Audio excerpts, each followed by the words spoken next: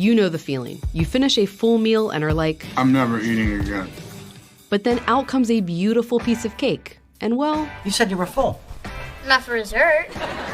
turns out you really can make room for dessert. And there's a scientific reason why. The thing that gives you room for dessert is called sensory-specific satiety. Satiety? Satiety. It's one of those words.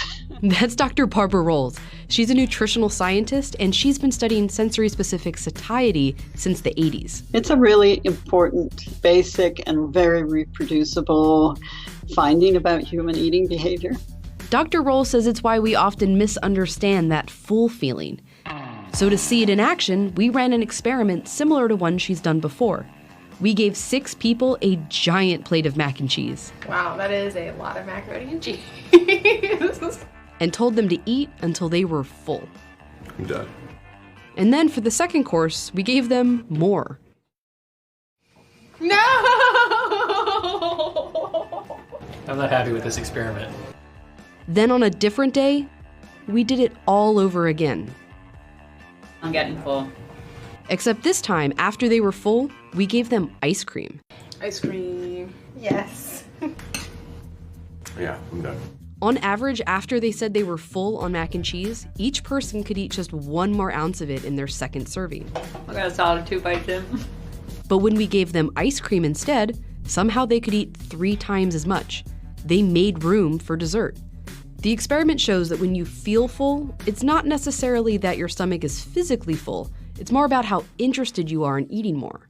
Sensory-specific satiety is that change in how much you like a food, how much of a food you want to eat as you're eating it. And to really show that, we asked our participants to rate on a scale of 10 their interest in mac and cheese before their first course. Probably like a 6. 5. I love macaroni and cheese, so I'm 25. And after. I can't eat anymore. Probably like a 1. Yeah, 0. They all started pretty interested in the mac and cheese, but after their first course, they were less interested, even less so after their second helping. But we also asked them throughout the experiment to rate their interest in ice cream, and even after getting full on mac and cheese, they stayed interested.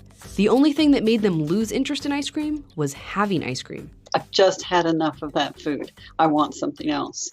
It's really what sensory-specific satiety is. And that instinct has a purpose. It's meant to keep us healthy. So that's a good thing. We're omnivores, and we need to eat a variety. So it's going to help to guarantee that you're going to eat the variety of nutrients that you need. It also means that there are certain situations where it makes us extra susceptible to overeating. It can backfire, though, of course, because if we are presented with a variety of foods, it encourages us to keep eating. Ever eat too much at a buffet or on Thanksgiving? Yeah, me too. That's because when we have a lot of variety, we stay interested in eating for longer. This change in the appeal of foods during a meal keeps us going, keeps us eating. In another experiment, Dr. Rolls gave different 4-course meals to 2 groups. One where every course was the same food, and one where every course was very different. The people with different foods ate 60% more. Sensory-specific satiety is why you'll eat more French fries with condiments than without. Why you'll eat more ice cream if you get multiple flavors than just one. It's also why kids will eat more veggies if they can eat a variety of them together than if they only have one option. That's interesting. And it only took me eating a ridiculous amount of mac and cheese to learn it.